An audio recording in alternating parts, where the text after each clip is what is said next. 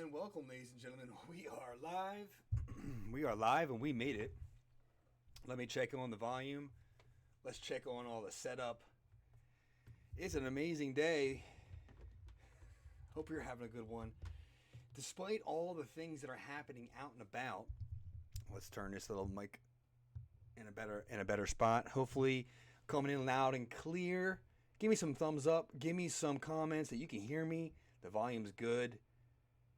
Let me open up the chat. If you're tuning in, as you know, well, I'm about 9-10 minutes behind, and that's the way life is sometimes. However, persistence and consistency will win the day. So I'm encouraging you to persistently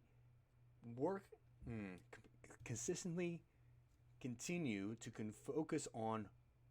The title of this live stream tonight is Where is the Love? Where is the love in your life? And if you're finding a hard time finding it, well, then you got to distract yourself from a few things. Perhaps turning off a few things.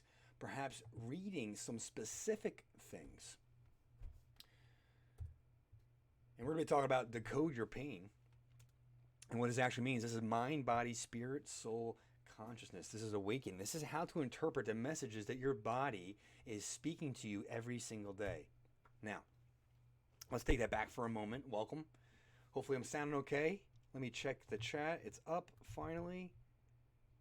Sort of. And let's try that one. There it is. All right. I'm going to write in there, hello. How do I sound? Am I coming through? Let me know that, please, because I'm looking at on my side of things. It looks good over here.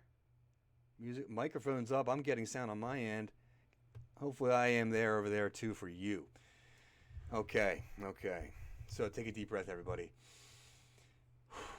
Now, if this is the first time you're tuning in, we speak about how the mind and the body are part of the same system. And in the book, Decode Your Pain, is about how to interpret that language.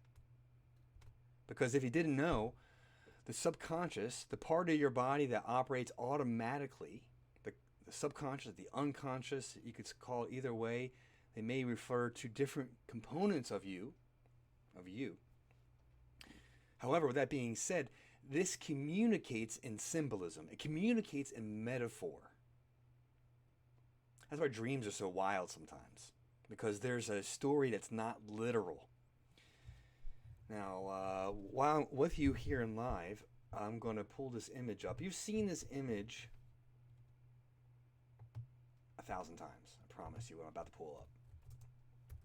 And in this image, describes exactly what I'm talking about. Now, if you've seen this image, shout out the name of it. All right, type in the name of it. Let's see who gets it first. All right, here it is. I want to show it to you. Do you know the name of this? If so, then you'll understand the thoughts of part of us being logical and part of us being, well, I'll say quantum. Okay, non-logic. Intuition. Logic, intuition. Math, art. Male, female. In, out. Above, below. Light, dark. There's a universal message here. A universal message in that symbol. And I started this off with discussing that our subconscious, our unconscious, communicates in metaphor, communicates in symbolism. However, if you've never been taught how to interpret that language, well, how can you understand what's happening within? And so then what we get are things to cover it up with so we do feel better. And ultimately that means we're ignoring the message. And we don't want to ignore our body. We honor our body. All right. Thank you, Josh. Appreciate that. All right, doing one thing over here. So let's dive in. All right, so what I like to do this is your first time tuning in, here's the official book right there. In fact, I'm going to drop in the link. You can get a free version of it right now. I mean, 100% free. Download the free intro book. It contains, in my opinion, the best part of the book, which is the appendix on in the back, which gives you the map. It's a general map. All right, I'm reserving the deep, detailed map for people that are in the program, transformation program. Though, if you want to get access to this introductory, it's I'm typing it in right now. Dr. Kevin Transformations. Spell. Oh, sorry. There we go. Get that in there. Transformations.com. drkevintransformations.com. Transformations.com. And boom, there it is. This is where you go. You get the free download. It's the first chapter. It's a little extra in there, and you get the bonus of the appendix in the ebook. It's all for free. Enter your email. You get that. And then what's going to happen after that? Of course, you'll get an email. You'll get a couple emails from me introducing you to the rest of it. In fact, you may even get the offer right away as soon as you put that in. However, the point being, we need to learn to interpret the signals that our body's giving us. And these signals are in metaphor and in symbolism. So let me show you the book right now. I'm going to scroll. Normally I flip open to a page and I'll get there in a second, but I'm going to scroll right down to the appendix. And let's see how fast the machine's working tonight. I got like 50 tabs open. All right, appendix number 1 here. Body parts, associated emotions, and possible symbolism. All right, let's stick with the head. And it's actually kind of cool because, let me pull this up for you.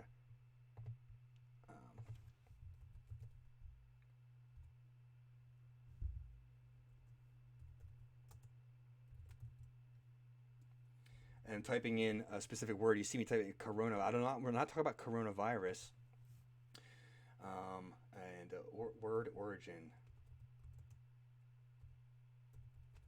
Because I'm going to show you how it's referring to the head. Part 2, anatomy. Definition number 2. Let's zoom in on that. Let me, where's that button at? Here we go. Let's zoom in there. The crown of the head, the corona. A part of the body resembling or likened to a crown.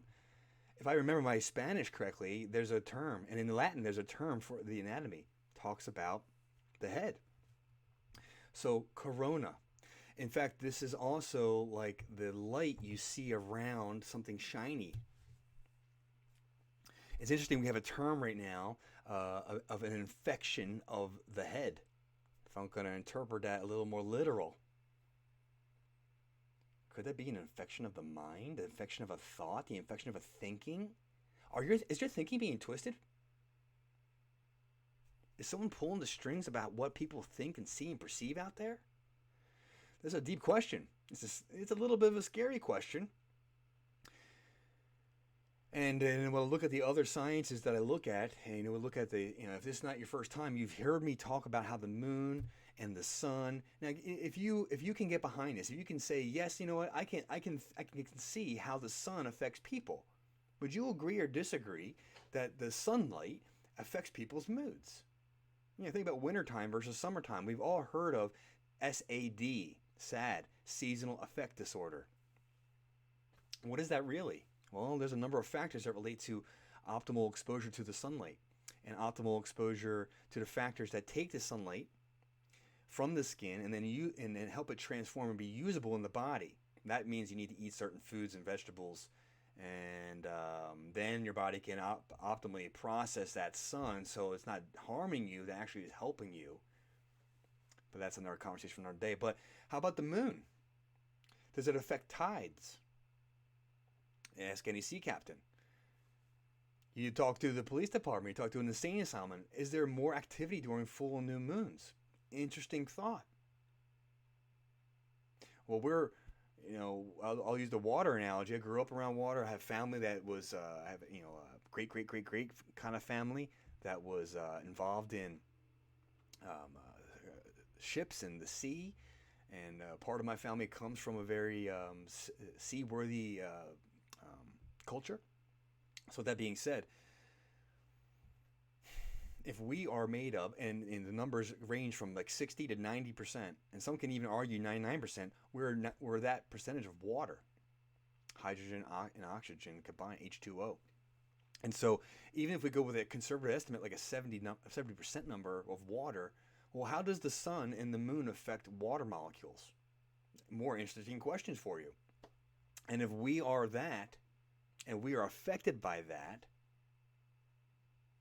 we can look at the other planets and positions, because we know there's an electromagnetic effect on the human, on the human body, on the Earth as well. You look up a term, space weather. What affects space weather? And it's not the planet Earth. Planet Earth is moving through things. The sun is causing things. The position and alignment of the other planets are, well, there's a lot of conversation, but we'll call it the negative pole, the positive pole, just like the yin yang. Oh my goodness, it goes so full circle. I love it. I love it. I love it. So here we are. We're talking about how the environment affects something within the environment. So would you agree or disagree that if it's a hot day or a cold day, your body may work a little bit different? If it's really hot, your body will sweat. If it's really cold out, your body will shiver. What started that shivering? What started that sweating? It's the automatic control that your nervous system is regulating. And you've seen someone who's gotten who's fibbing or lying under oath or under some serious conditions, and they start sweating. So our mind can cause, based on the situation, can cause a response. You've ever heard the phrase, I'm forgetting the exact phrase, excuse me, a blood curdling chill or a scream that makes the blood go cold? So an emotional event can cause a physical symptom in the body, a physical sign in the body. And what I'm encouraging you to discover, and what the Decode to Pain is all about, and what the transformation program is all about, is learning to interpret the language from within, so then you can take appropriate action in your life to improve it. And I don't know about you, but I want a better life. I want better relationships and more money and better career, more satisfaction, more love, more love, more love. Friendship love, partner love, business love, community love. If you don't like that, you don't have to like those things, though. What are you doing in life is my question, and what do you want out of life is my question, and what are you doing to contribute in a positive way so you can get the return? What goes out comes in. Boom, more yin yang. Out, in, outflow, inflow. I love it. I love it. Hopefully you can see I'm a little excited today. Had a lot of positive things happen. There's a lot of things. Oh, excuse me about the volume there, about the noises. There's a lot of things going on. And I started this whole conversation out with, how are you connecting to the love? Because what is out there in the environment right now is anything but the love. Now, I will say, I've seen more kindness. I'm seeing a lot of empathy. I'm seeing sympathy. I'm seeing goodwill. I'm seeing humanity supporting itself. I love when there's a ding when I say something like that. Oh, it's even better. So, at the same time, back to the yin yang. Just as much good is going on, there's just as much bad or evil. And I'm going to go down a little philosophical rabbit hole for a second. And this is a patient sent this to me the other day because she was doing some studies, and nothing is inherently bad or good. Let me back up for a second. Wow, that's a big one. How could I say nothing is inherently bad or good? Well, it's what we describe it as, how we assign our perceptions to it. So here we are. We'll say this is, I could say this is good and that's bad, or that's good and that's bad. It doesn't matter. However, what's in the middle of all that? There's this line. There's a line. Some people may call that the middle way.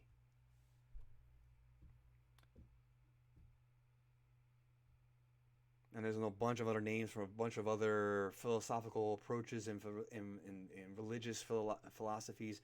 The middle way is what came to mind. The middle way is what I want to say. how we perceive, what we expect, colors the experience, and therefore affects our mind and our body. Our mind and our body are one.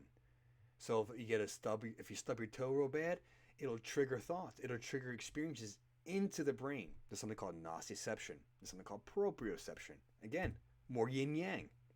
Nociception, proprioception. Nociception, proprioception. Negative feelings going in, positive feelings going in. And you can see this goes around and around and around in itself. If I want to type in some more things, I type in what's called the safety pin cycle. And it talks about how the nervous system is constantly sending messages up and messages down, and messages up, messages down. Feedback and response. The perception of our environment and then response to our environment. This is why, someone like a firefighter, they can go charging into a dangerous situation. They can be calm, cool, and collected, save someone's life, and come on out. And then go have dinner afterwards. Somebody else, their house catches on fire, and they are losing it, and they are unable to function as a human for a week, maybe longer, maybe shorter. Our experiences, our perceptions, our expectations, all color our ability to respond. And that's the nature of the human body. And the mind is so powerful. There's stories out there. There's stories out there where someone could think they're in a death-style scenario. I read this one time. This younger person got trapped in a freezer truck, and they found them the next morning dead. But the skin wasn't cold. The skin wasn't frozen. In fact, the truck wasn't even on. The refrigeration wasn't using. The person's mind scared themselves to death. And you've also heard amazing stories, and you see this in Hollywood, where someone was started completely impoverished, completely poor, completely sick, somehow. I'm saying that word kind of sarcastically because I understand the principle, but somehow they were able to connect to something that empowered them to their greatest success to make a huge impact around the entire world for millions of people. I mean, this story after story after story, movie after movie after movie after movie, someone who's down in the dumps and makes it to the rise of the top. Whatever that top is, it could be in any field, in any endeavor. It's the fire, as an analogy there. There's something within that connects with what I would call a burning desire to accomplish. And through that strong focus, through maintaining that vision, through challenge and difficulty and overwhelm and support and whatever happened, whatever tragedy, if you look at the hero's journey, that how to write a story using the hero's journey, we get our mission, we go to take on the world, whatever that is, we hit our first bump in the road, we take a downturn, and then we get revitalized somehow. Boom, we take it to the next level and we accomplish our dreams. Now, I can't tell you how many ups and downs there are to the accomplish of your vision and dreams and goals. And the vision and dreams and goals may not be big. It may be like taking a week off. It may be posting your first video. It may be starting that website you wanted to start. It may be change the world in whatever way that you have the ability to change the world. And whatever that idea is within you was given to you for you to accomplish. Now you can continue to go forward into that and get to that accomplishment and then set new targets. Or you can let the fear set in. You can let the doubt, the worry, the lack of understanding, the lack of education get in your way. Or you can focus on solutions. Now there's an amazing part of the brain. It's called the RAS, the reticular activating system. In fact, I'm going to type this one in right now. RAS. Let's see if that. No, not getting what I'm looking for. Let me do this first so you can see what I'm doing. And I'll bring this down a little. There we are. Oh, I got the capsule on. Excuse me. There it is. Oh. I'm in cramped quarters right now. All right, the RAS. Now this is in the brainstem, And yes, connects the spinal cord to cerebellum and all that. And it helps mediate the overall level of consciousness. All right. How I was first introduced to this was, well, let's see what it has to say here. All right. Let's just go in before I say what I'm going to say. Yeah, that's kind of boring. Let's really get to the main meat. And this is the challenge with knowing the basic way to communicate based on, someone can't type that word in reticular activating system and get this and then get the idea of what it does. So I'm going to give you a story about what it does. I'll come back to this in a second. So you've all had the experience where you're shopping for a car. Then you go buy you go lease the car, you rent the car, whatever. You buy the car, and you think you're cool. You think you're so future oriented. You get in that car and you start driving around, and next thing you know, oh my goodness, you see the car everywhere. If you've had that experience, type in there. Oh, we're going to type in there. Deja vu, right? Do you know how to spell that? Deja vu. I don't know how to spell that. I had to look it up. Deja vu. D-E-J-U. Funny symbol above the V and the U or something like that. I apologize for my candor.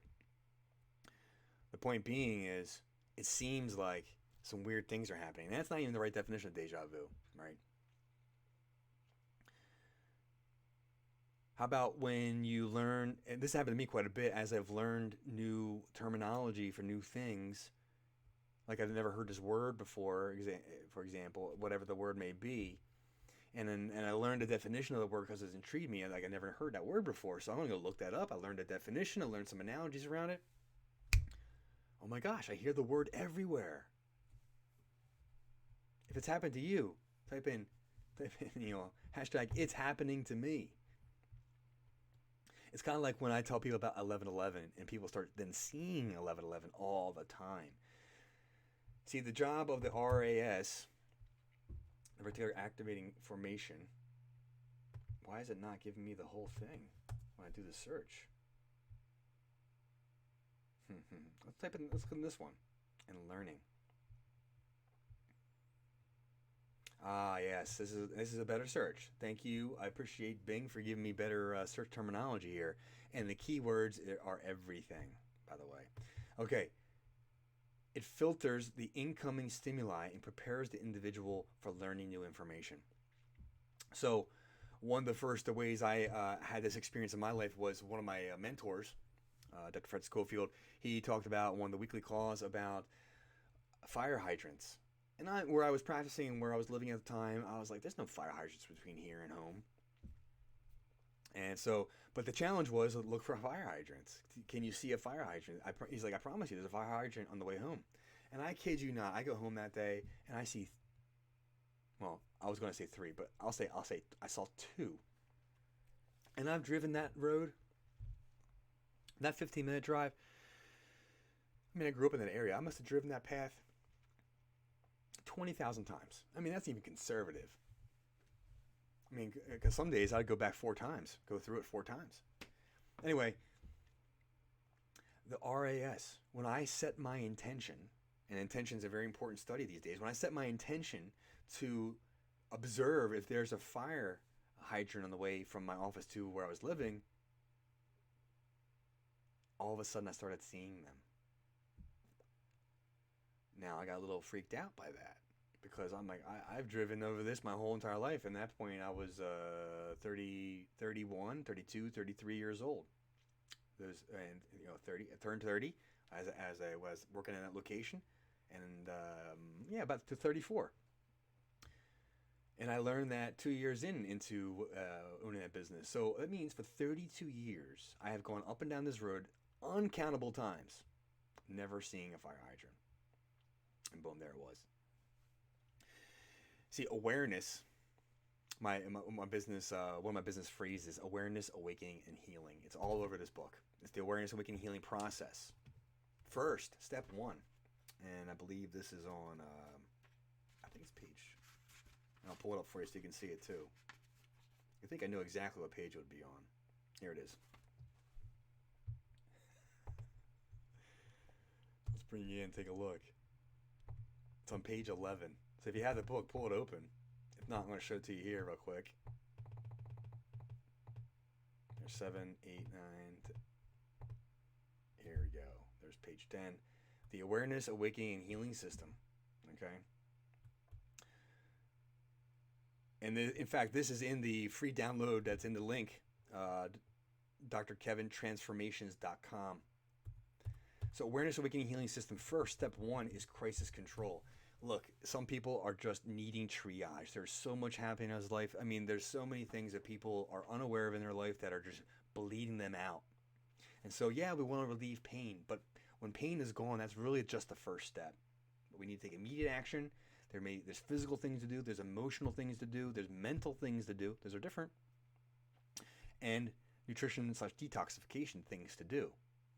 Any one of those 5 areas, can be causing the symptom that's expressing itself. So then once we handle the crisis, then we have to get the wake-up call. That's the awareness component.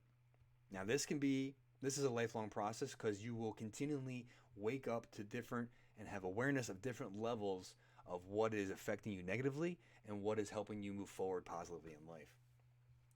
So once we wake up to what is actually feeding the fire, number 3, we have to stop it.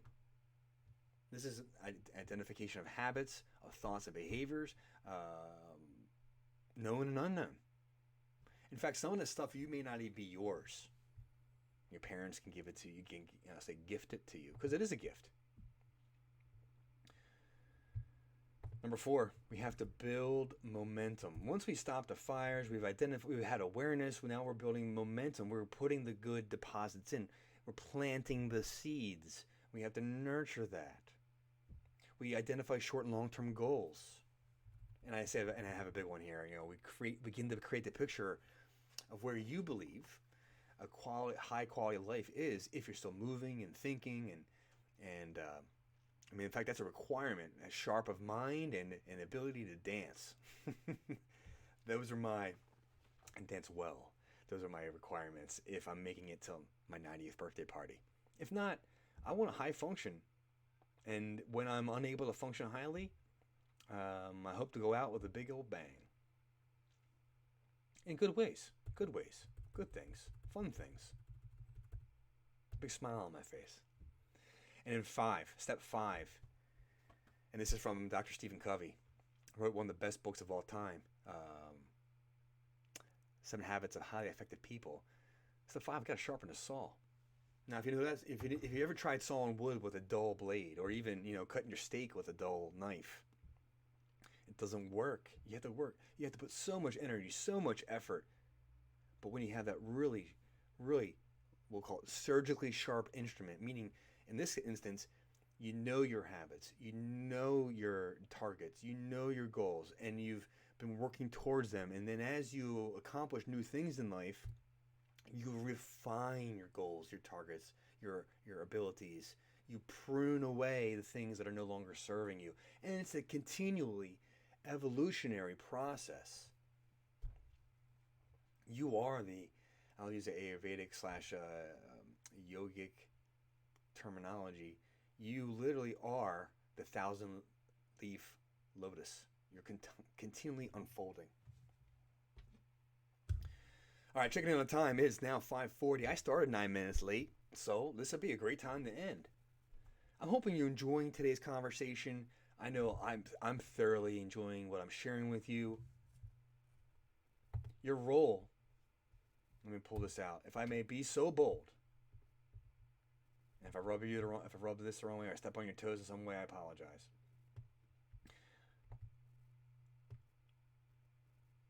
There's so much fear.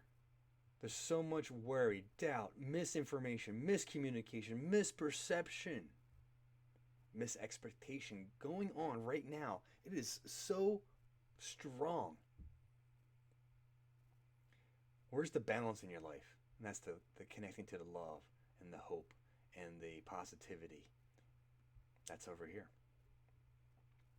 And the final thing is, in all things that are good, there's a potentiality for negative. In all things bad, there's a potentiality for good. We're not static. You are a dynamic being of light. Oh, I said that term, light. Now, that's another whole conversation, but if you go back to other Transformation Tuesdays, you will see how you are light. Literally. And I can say that firmly. So let that light shine, ladies and gentlemen. Let that light shine. Let people see it. Be your authentic self. Connect to your heart. Connect to loving yourself. With that being said, I'll drop my last little thing, the 4 foundations. That's on Facebook. It's a free group. It's about accountability. It's about what do you do each and every day to feed your mind, body, spirit, and soul. At this point, you have to go to Facebook. You type in 4 foundations. And let me see if I can drop that in the chat right here. 4 foundations. Oops, caps are locked. Excuse me, everybody. 4 foundations on Facebook is my free group to support your day-to-day effort of nurturing yourself. Think about it for a second. Just like if you go on an airplane and there's a problem in there, you have to put the oxygen mask on you first, and then help other people. The same is true in real life. If you can't nourish yourself, how can you help somebody else? My coach, who is a lifesaver, I love him. He says, Kev, if all you have is 50 cents, how can you give anybody $1? Nourish yourself, mind, body, spirit, and soul. That's what 4 Foundations is. So you can be your best self for your people in your life. I'm so thankful that you're here today. Thank you for tuning in. Click the like button because that helps people connect to this. Comment, say if you got some value, #value.